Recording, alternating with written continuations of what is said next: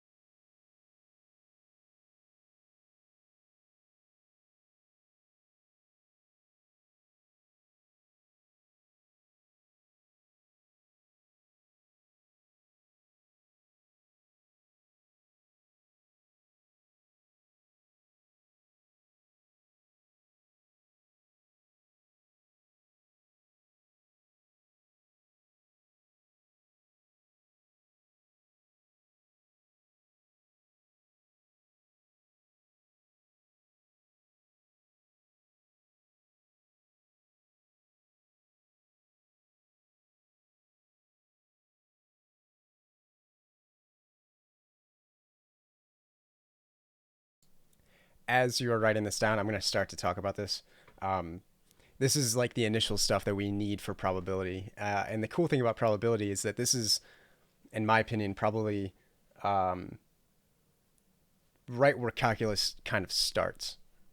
All right, and we're not going to talk about limits or integrals or derivatives or any of that, uh, but we're getting to those concepts that you use in calculus in order to find those things. Okay, so we're going to start talking about infinity a little bit. We're going to start talking about um, sums of things, and this kind of stuff is going to be used in calculus a whole lot, and it's kind of the background for everything you'll do next year. Okay, so sequences and series, that's kind of the initial step. A sequence is any collection that can be ordered, so it's anything ever that can be ordered as a first term, second term, third term, and so on. Okay, and that's a very broad range of things. So even things that you think can't be ordered, a lot of times they can. All right. So infinite things, they can be ordered in a way that makes them a sequence, which might not seem very intuitive, uh, but infinite things can be ordered. Right. For instance, natural numbers.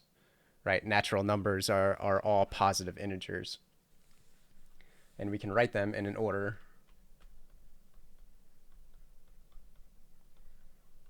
like so, right? And we can just keep going. So that is a sequence that you know. Okay, it's just all the positive integers ordered from 1 to infinity. All right. In math, uh, a sequence is a function whose domain is the set of positive integers. And what that means is that we have some function where when x is equal to 1, it gives us some term. When x is equal to 2, it gives us the second term. When x is 3, it gives us the third, and so on and so forth. All right. Uh, Now, we don't normally write it like f of 1 is equal to a1. We'll just write it as a1, a2, a3, an, and then so on and so forth, okay? Where that little subscript, the little number or the little letter attached to the bigger letter, the little number attached to the letter, that's the number of the term. Okay, so a1, that's first term. An, that's the nth term.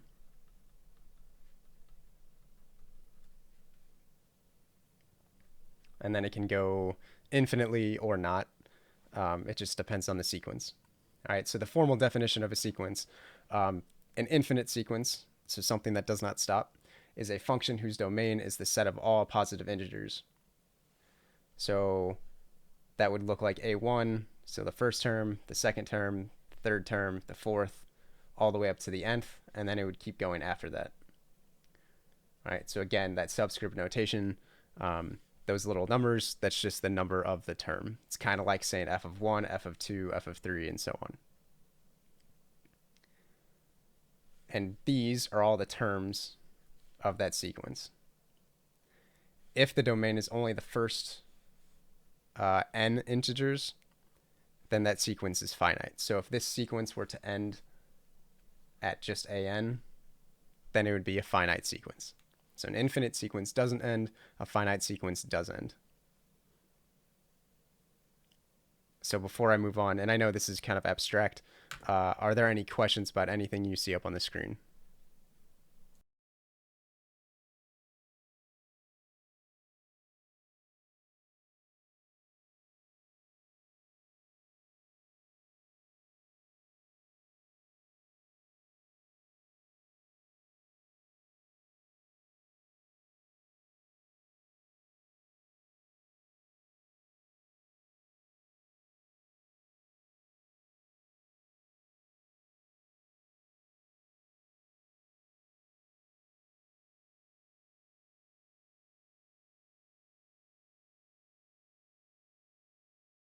Okay, so from that, we're going to go over a couple of examples.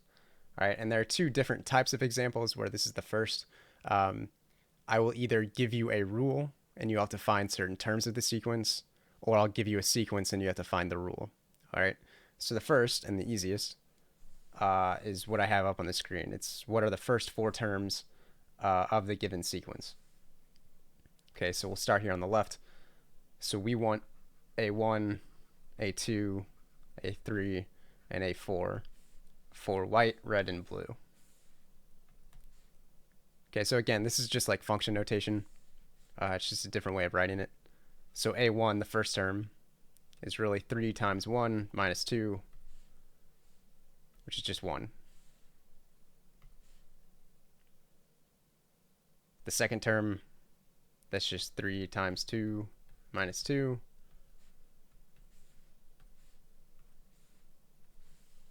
which is 4. And then it keeps going like that. All right, so we're just using these subscript numbers.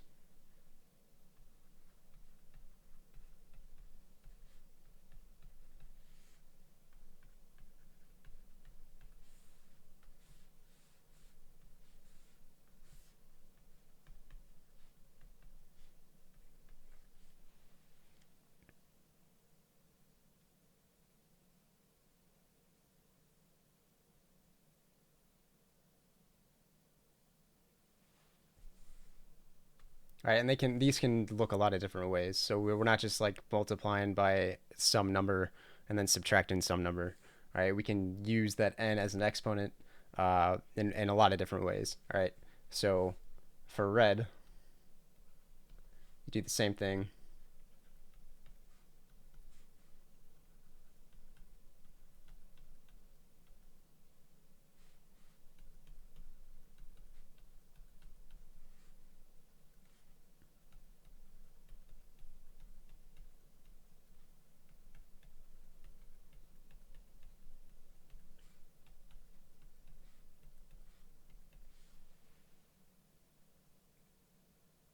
And then we just solve for each of those, right? So -1 to the first, that's just -1. 3 plus -1, that's 2. -1 to the second, that's +1. 3 plus 1 is 4.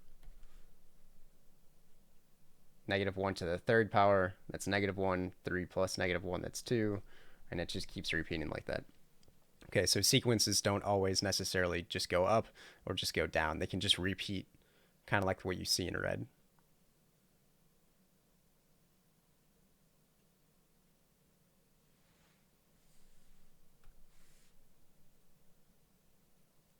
And they can also alternate sign. All right, so in blue,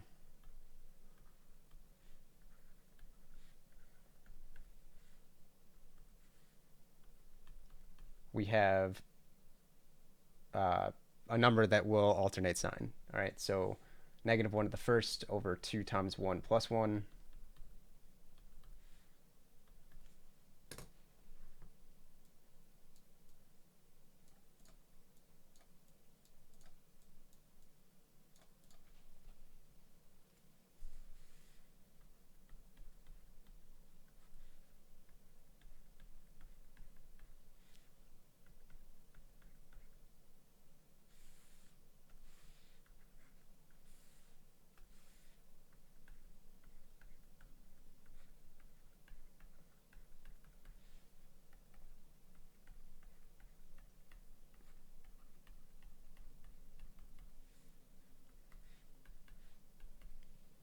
All right, and this -1 to some exponent, that's going to keep switching the sign.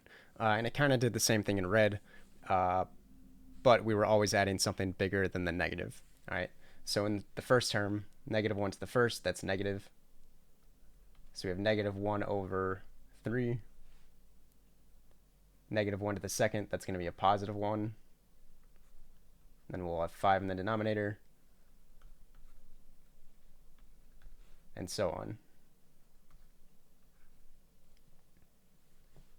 Okay, so sequences aren't always just positive. They aren't always just negative.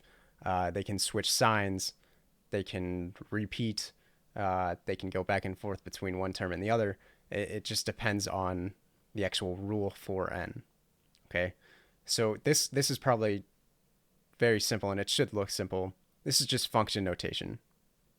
Right? It's f of 1, f of 2, f of 3, given some equation. All right, so before we move on, are there any questions over any of this?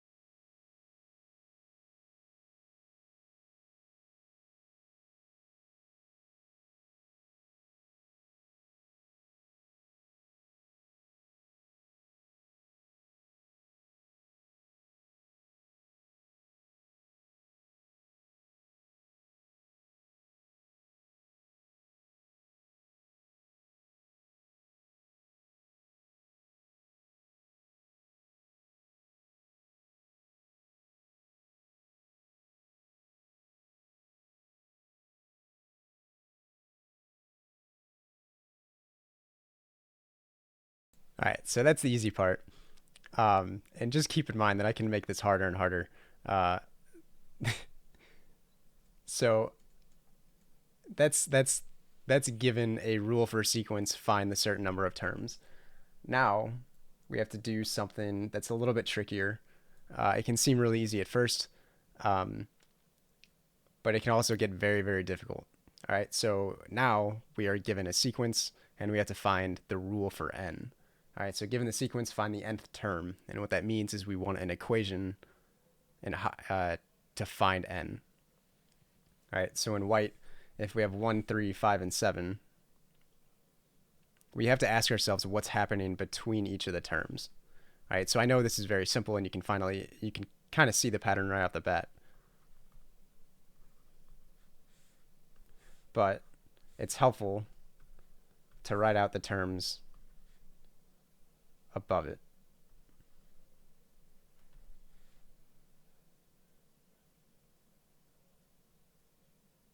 Okay, so we have to go from blue to white.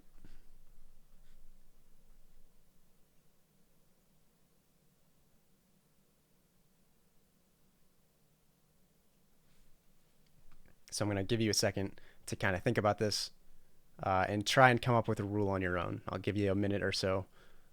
Just try and come up with a rule, and then I'll give you a step-by-step up on the screen.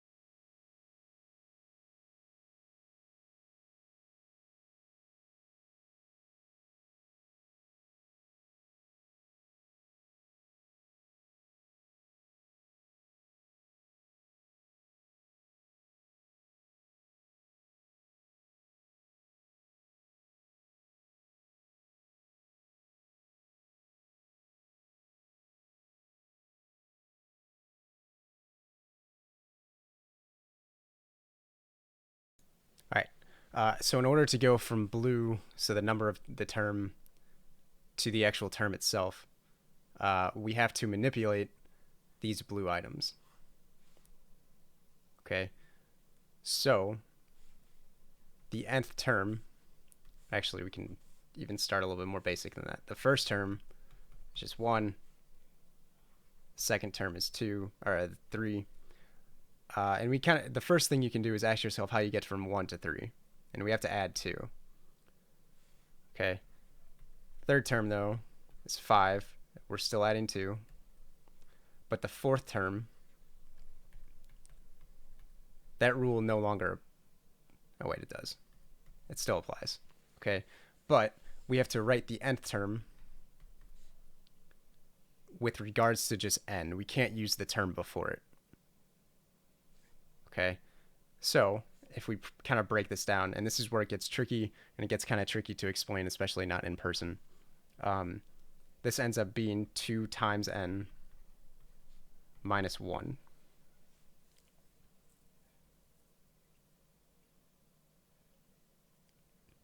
All right, so when you're adding things, kind of like we are in each of these cases, that's kind of like your slope. That's your rate of change.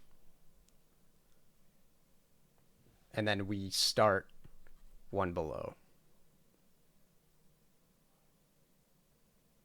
Okay, so again, I may not have explained that very well, but if you do have any questions, please ask. So I'll give you a second to just kind of look at it, and if you have questions, feel free.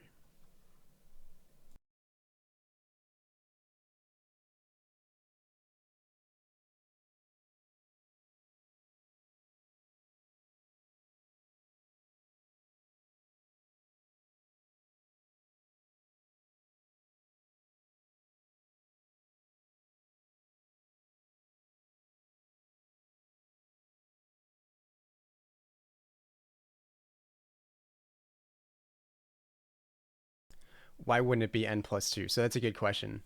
So if it was n plus 2, so say we think that this is our rule, okay? That would mean that the first term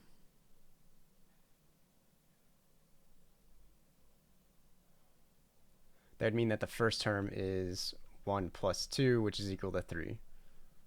That's already off. Okay, 4 plus 2 isn't 7.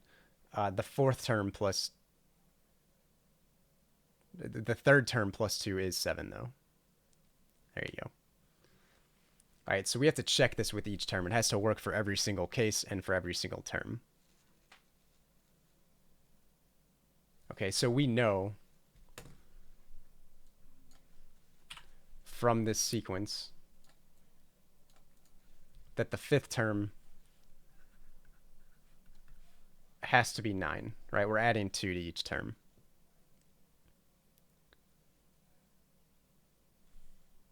But we have to go from 5 to 9.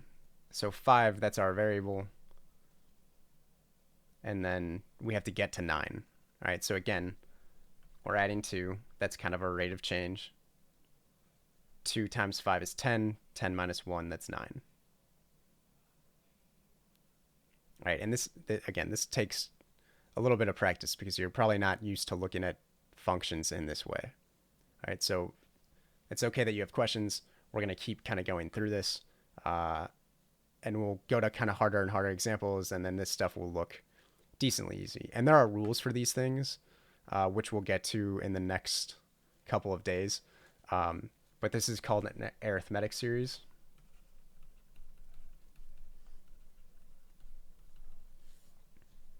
And that's always something times n plus something else. Okay, so we will kind of define these very carefully. But right now, if we can find a rule for n, you're like way ahead of the game. Okay, so let's jump over to red. All right, so on red, we have 4 terms.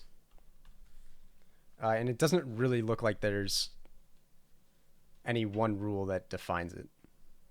If we were adding 3 every time, would it be? Yes. Yeah, so if we were adding 3 every time, then this would be 3n minus 1. Again, that 3 is your rate of change. Okay, but again, back to this red. So we have n up top, and then an on bottom. And we want to go from these n terms down to these a terms. So we need a function of n that gives us an. So again, I'll give you kind of a second to think about that, and then we'll come back and I'll do it step by step.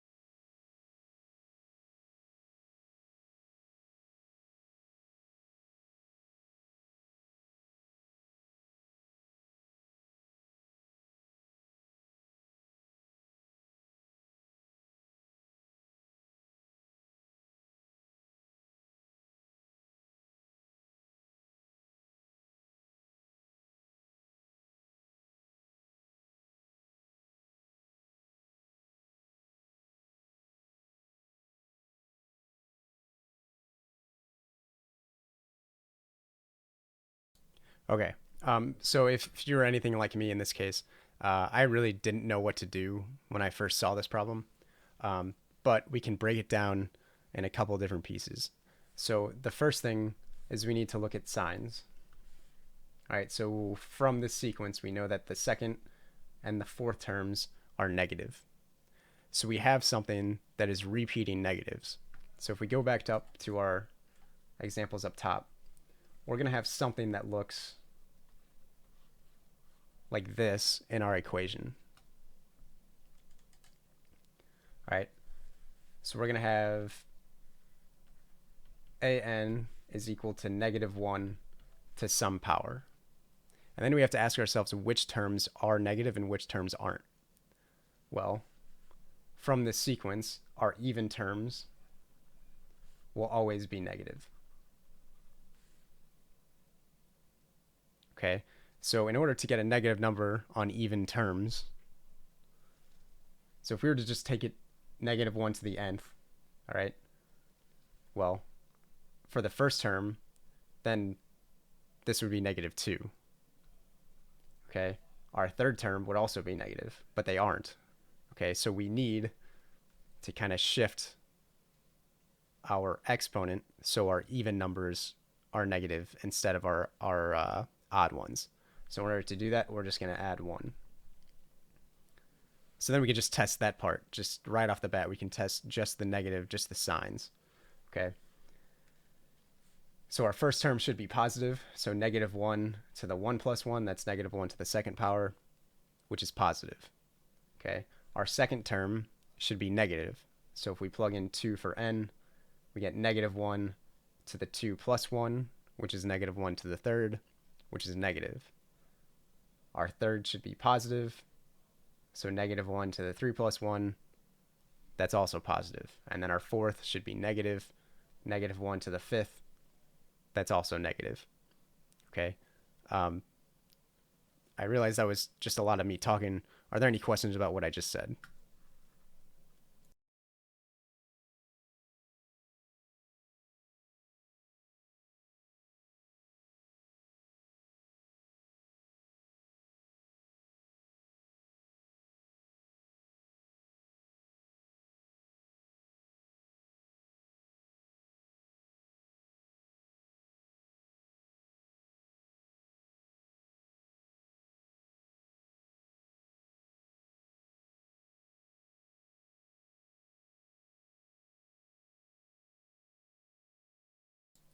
Okay, so the first thing that we're testing are the signs, all right?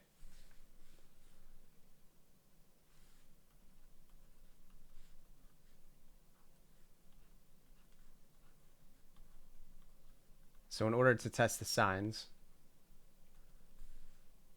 the first thing we need to do is just understand that they are alternating.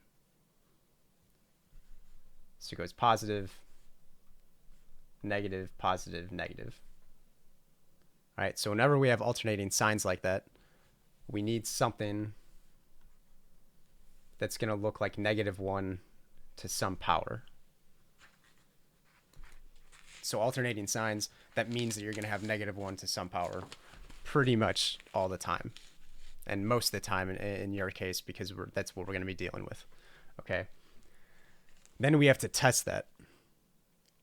Okay, so we know that our first term is positive, but if we put in our first term here,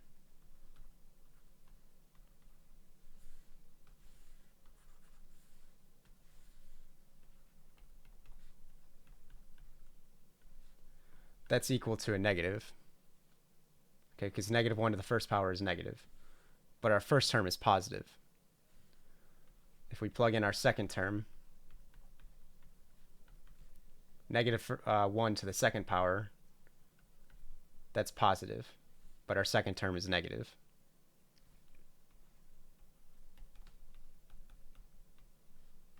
And so on, right? So our terms are 1 off of being correct.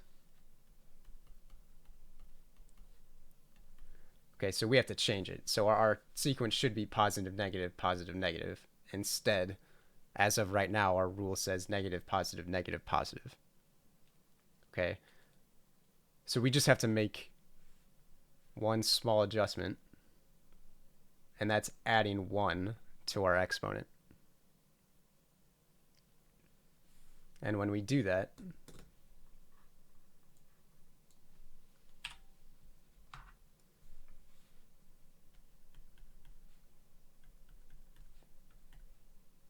we get -1 to the 1 plus 1,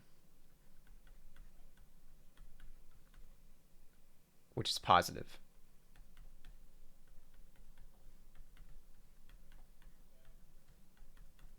And then our sequence is fixed.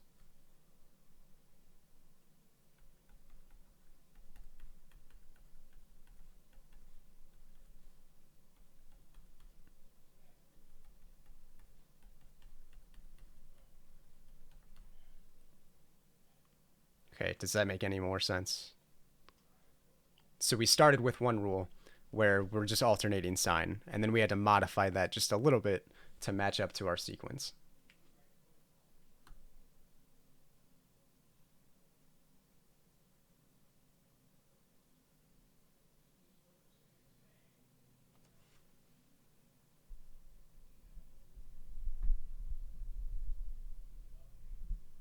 Okay. All right, so that's the first part. So we just did the signs. Now we need to get the actual like magnitudes. All right, so I'm going to erase this part.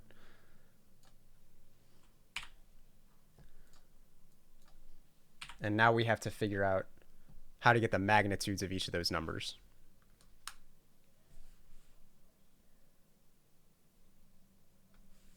Okay, so we need to ask ourselves, how do we go from 2 to 5 to 10 to 17? So right now, we're not even worriing about the negatives. We can just worry about the magnitudes and then go from there. Now keep in mind, we have to go from 1 to 2, 2 to 5, 3 to 10, and 4 to 17. Okay, and this again takes practice to kind of see and be able to put it into a rule. All right.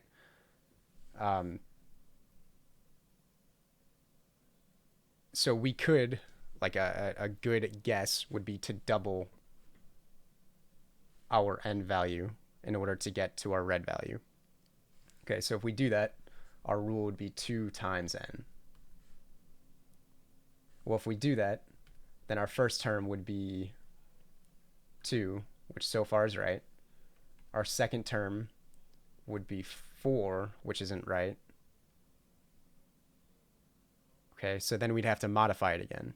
So say instead of 2n, we need 2n plus 1.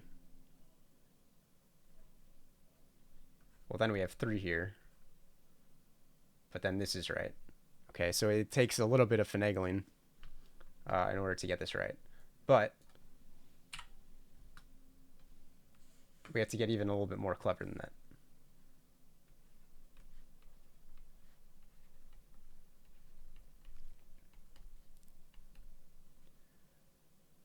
So it's easiest in these cases to look at like the later numbers. So 2, 3, and 4. How do we get from 2 to 5? How do we get from 3 to 10 and 4 to 17? Well, if you notice that these red numbers are one more than the square of these blue numbers.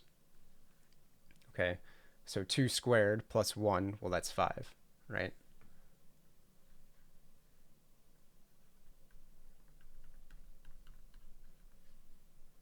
Three squared plus 1 is equal to 10.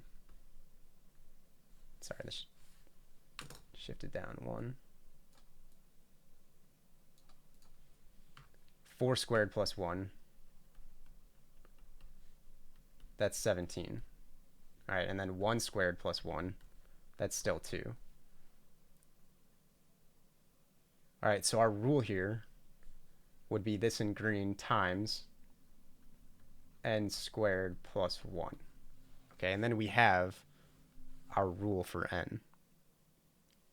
Okay, I get that this is difficult. It's a little bit trickier. You're not used to looking at functions in this way.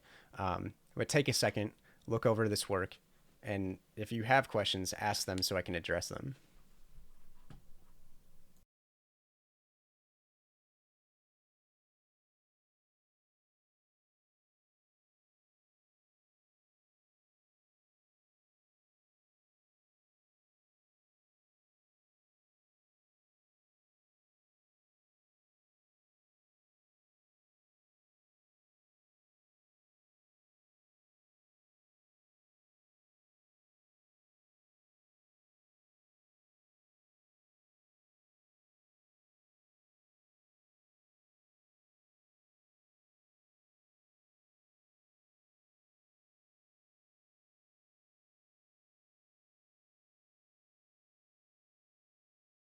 Okay.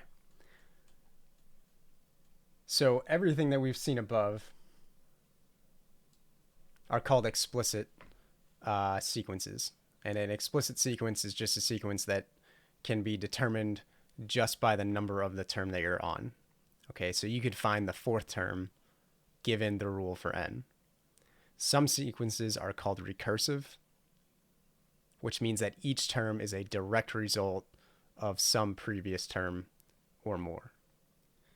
Okay, so a good example of that is the Fibonacci sequence. Okay, where the first three terms, or the first two terms, I'm sorry, are defined as 1 and 1.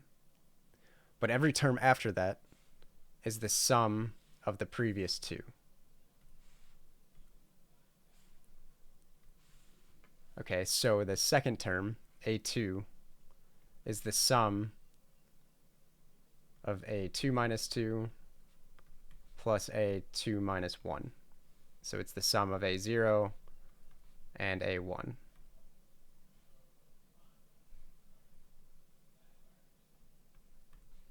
Which is just 1 plus 1, which is equal to 2. Okay, the third term is equal to the sum of a3 minus 2 plus a3 minus 1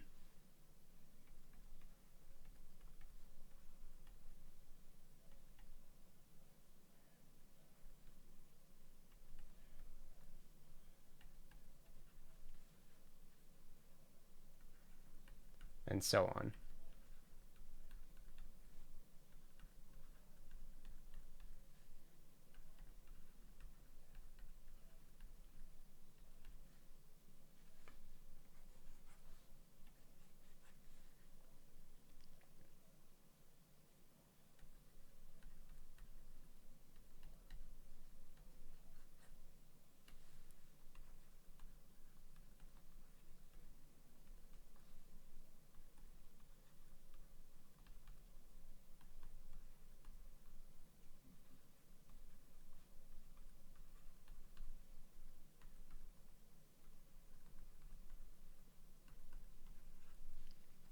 All right, so this is like, again, if we wrote this out in order, it's 1, 1, 2, 3, 5, 8, and then the next one would be the sum of the next two, or the last two, which would be 13, and then 21, and so on. Okay, and the Fibonacci sequence is kind of where it starts to get cool with probability. And it's not necessarily even probability, but with sequences in series, the Fibonacci sequence can be found almost anywhere you look if you really want to find it. Okay, so the classic example is this spiral that's in the middle of your screen. All right, so a lot of people, like, you'll see images on the internet, like the shells, like seashells will follow this kind of pattern. Spirals and galaxies will follow this pattern. It's the golden ratio. So if you, like, your face actually follows this pattern in a way, it's found in most places. Okay, we're not going to spend a whole lot of time on all that stuff, but just know that the Fibonacci sequence is almost everywhere. All right, and it's a great example of a recursively defined sequence because each term is the sum of the last two terms. All right, so we're not going to spend a whole lot of time on recursively defined sequences. Just know that they exist. The Fibonacci sequence is a great example of one, and kind of how to find them. All right, so I think I do have an example. So this is number 65 in your books on page 648. I can and I will. Hold on.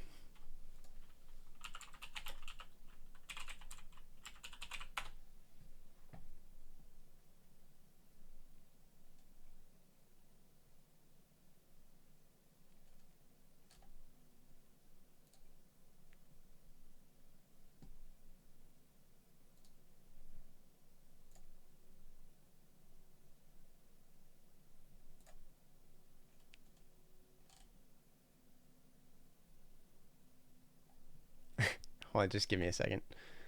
All right.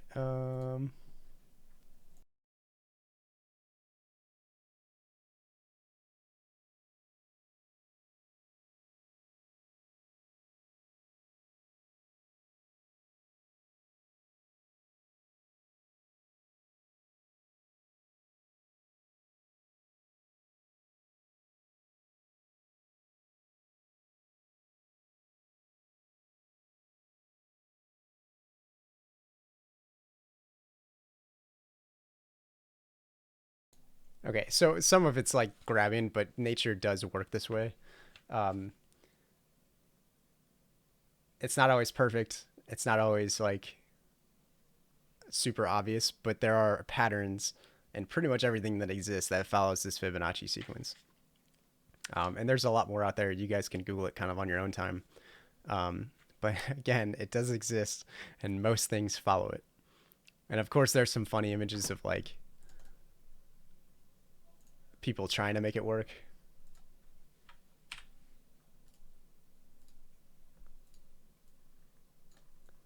Of like taking famous actors and making their face follow the golden ratio. This normally isn't how it works. These are just like stupid examples. But they're there. Just Google face and Fibonacci sequence and you'll find some stupid stuff. All right. Now, moving on with an example of an actual recursively defined sequence. All right. So in your book on page 65, and you don't have to have it out in front of you, just know that there are examples there. You are given A1, that's the first term, is equal to 3.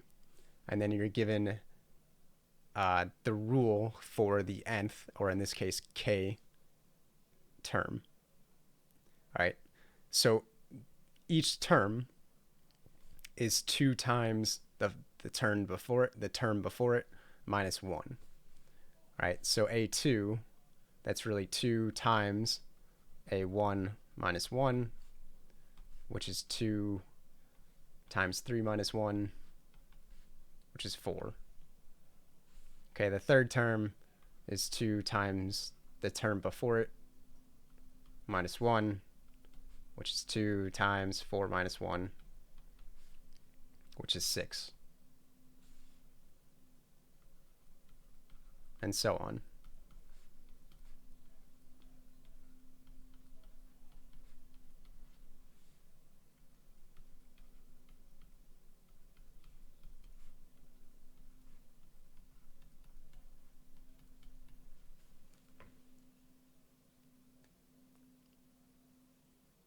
Okay, so again, this is just a really simple example of a recursively defined sequence.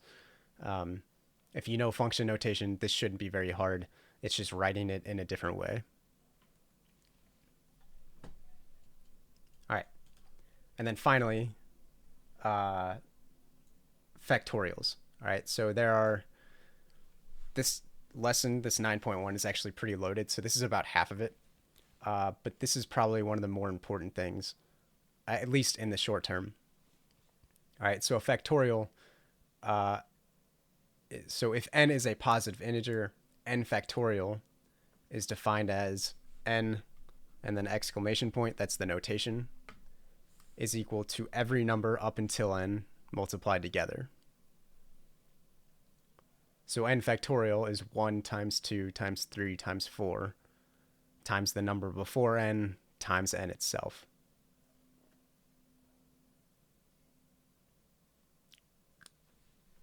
I'll give you a second to write that down.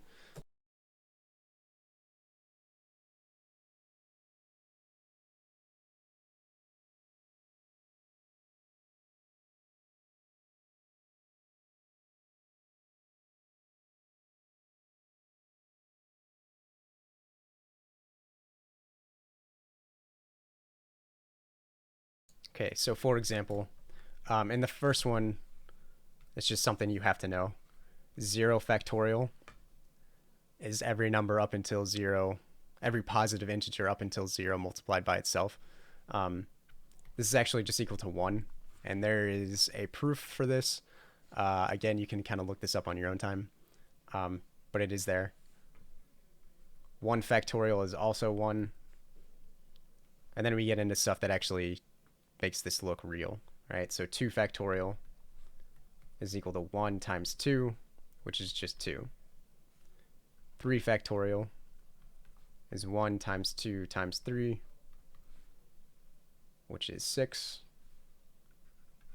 4 factorial is 1 times 2 times 3 times 4, which is 24.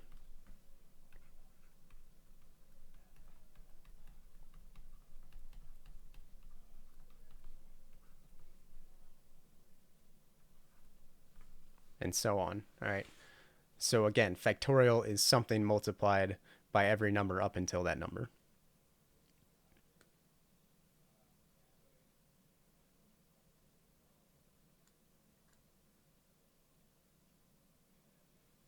Now, this isn't just, I'm not just going to give you a number factorial and then you have to tell me what it is.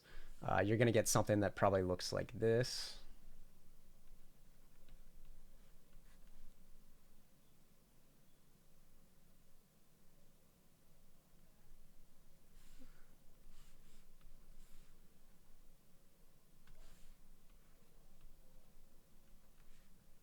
All right.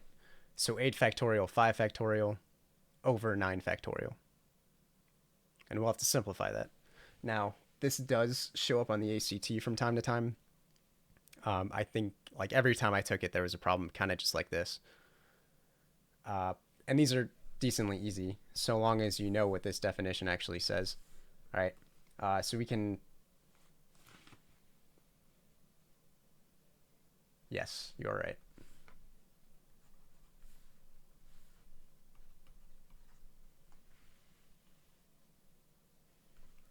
All right, so if we replace 8 factorial with what is actually equal to,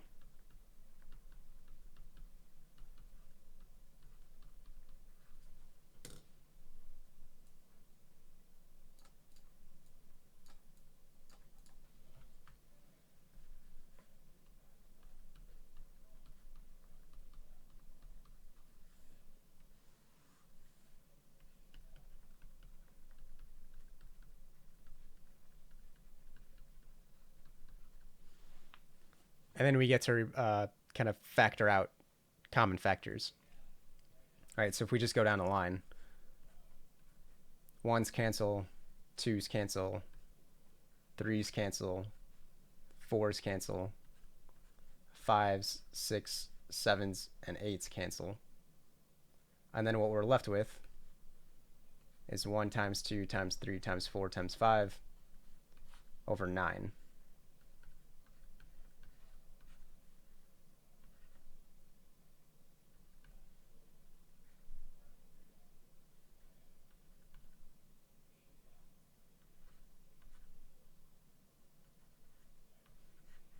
And then we get an answer, 40 over 3.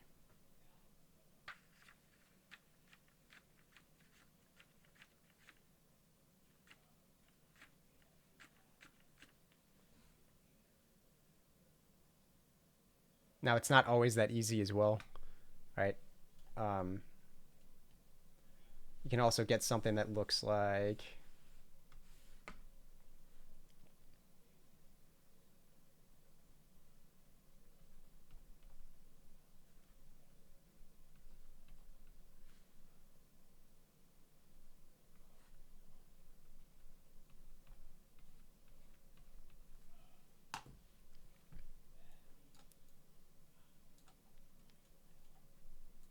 like this in green, where you have n plus 1 factorial over n minus 1 factorial. All right, and this will be the last thing we go over. So n plus 1 factorial is every number up until n plus 1 multiplied together. So if we kind of write that out, that's 1 times 2 times 3, all the way up until n, and n plus 1. And actually, I'm going to write one more term. That's 2 numbers before n plus 1, n, and n plus 1.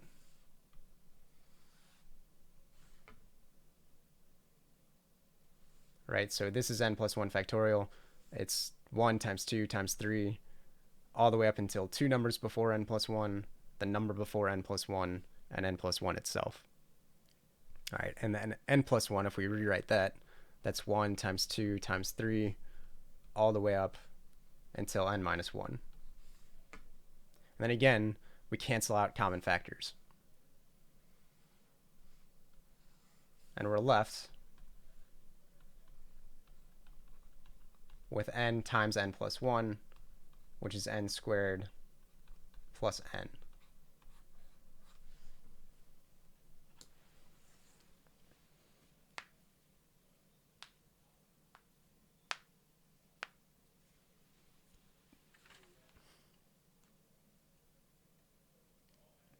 Okay.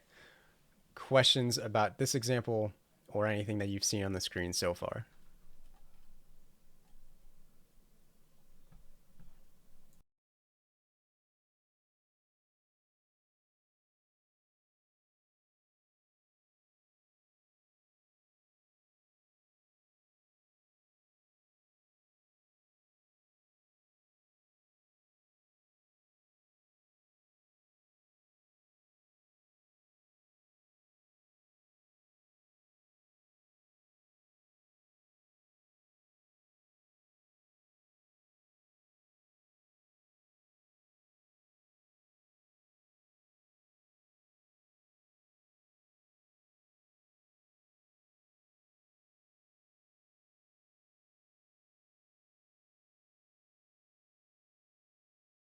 Okay. So on your homework, we're actually going to be focusing on the sequences part of this. I just wanted to start you with factorials now. We will work on those more later, but your homework for tonight, uh, due on Friday, is W1 and W2 in IXL. Okay, and that's just giving certain terms, giving a rule for a term, and stuff like we did here and up. Okay, so if there's no other questions, I'm going to end this. So I'll leave this open for the next like 30 seconds or so. If there's no questions, I'll end this, get on Teams, and if you have specific questions, I can help you out there.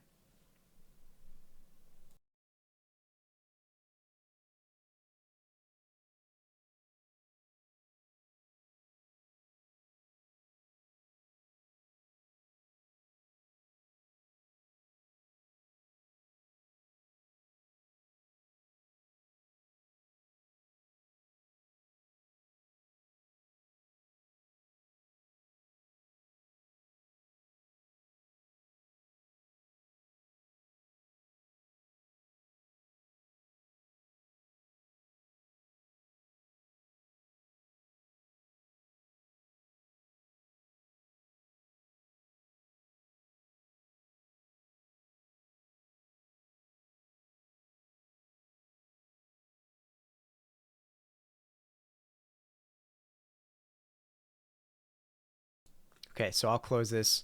I'll be over on Teams in the next couple minutes, for the next couple minutes. And if you have any questions, you can ask me there.